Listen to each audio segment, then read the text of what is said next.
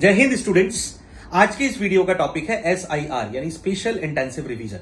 Election commission of India द्वारा चलाया जाने वाला एक बहुत बड़ा कैंपेन जिसमें वोटर्स लिस्ट को पूरी तरह से प्यूरिफाई करना, उसे एक्यूरेट बनाना और उसे एररलेस बनाना शामिल है। बेसिकली इसमें क्या किया जाना है, इसमें डुप्लीकेट, डेड और शिफ्टेड नामों को हटाना, 18 साल से ज्यादा उम्र के वो लोग जो अब तक वोटर्स लिस्ट में शामिल नहीं हो पाए उन्हें शामिल करना और किसी भी वोटर्स लिस्ट में नाम, पता या फोटो से जुड़ी हुई किसी भी प्रकार की गलती को ठीक करना। यह कैसे किया जाएगा? बूथ लेवल ऑफिसर्स यानी BLOs को इलेक्शन कमीशन द्वारा ट्रेन किया जाएगा। घर घर जाकर डोर टू डोर वो सभी लोगों से पूछताछ करेंगे, एक एनमरेशन फॉर्म सभी लोगों से भरवाएंगे और उस पर कलेक्ट की गई जानकारी से पूरी वोटर्स लिस्ट को रीडिफाइन करके, उसे संशोधित करके, उसे सही करके एक ड्राफ्ट इलेक्टोरल रोल यानी कि मसौदा मतदाता सूची तैयार की जाएगी और उसे पब्लिकली पब्लिश किया जाएगा।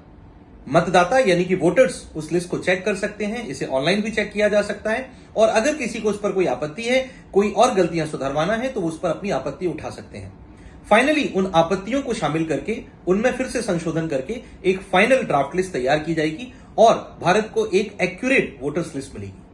आपको क्या करना है?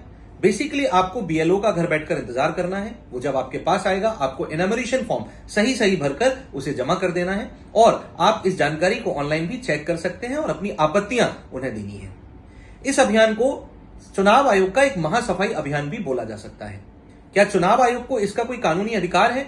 तो हम उसे भी जान लेते हैं। संविधान के अनुच्छेद 324 यानी कि आर्टिकल 324 में इलेक्शन कमीशन को इलेक्शन से संबंधित नियमों को संशोधन करने की शक्ति दी गई है, यानी कि वो इनमें संशोधन कर सकता है। इसी के साथ साथ जन प्रतिनिधि अधिनियम 1950 की धारा 21 का उपबंध 3 भी चुनाव आयोग को ऐसा करने की पूरी इजाजत देता है।